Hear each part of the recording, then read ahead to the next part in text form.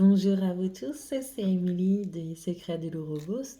Je suis praticienne de médecine chinoise et conseillère en aromaphytothérapie et je vais vous présenter le quatrième chakra, le Anahata. Ces produits sont fabriqués depuis 2013 et vous pouvez les trouver sur mon site, les Secrets de l'Ourobos. Chacun Chacune, excusez-moi, de ces synergies va fonctionner sur le chakra en lui permettant un meilleur équilibre, lui permettre aussi de travailler sur toutes les problématiques que vous pouvez rencontrer, que je vais vous citer. Pour vous mettre un petit peu dans...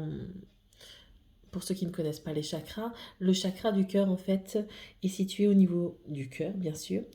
Il faut savoir, bien sûr, qu'il est le siège de tous vos sentiments, que ce soit au niveau émotionnel ou autre, en sachant qu'il est le lien surtout entre les trois chakras du dessous ou les trois chakras au-dessus, donc entre le monde physique et le monde spirituel, lui, le quatrième chakra étant le chakra du corps émotionnel. Il va nous permettre en fait de comprendre la véritable définition du mot amour, de la compassion, du pardon, de l'inspiration, de l'espoir et de la confiance. C'est un chakra qui à développer, étant donné que souvent le troisième est embouché, il a beaucoup de mal à monter en puissance à ce niveau-là.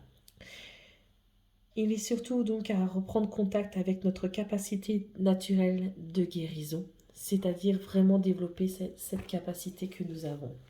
Dans beaucoup d'écrits, souvent on dit que le corps émotionnel est le premier à être impacté par la maladie. Il permet le renouvellement avec une introspection juste qui dévoile nos véritables aspirations et nos véritables personnalités sans masque. Au niveau du corps physique, bien sûr, il va travailler sur toutes les maladies du cœur, que ce soit des infarctus, palpitations, etc. Des cancers relatifs aux émotions, ainsi que ceux du poumon, de la peau.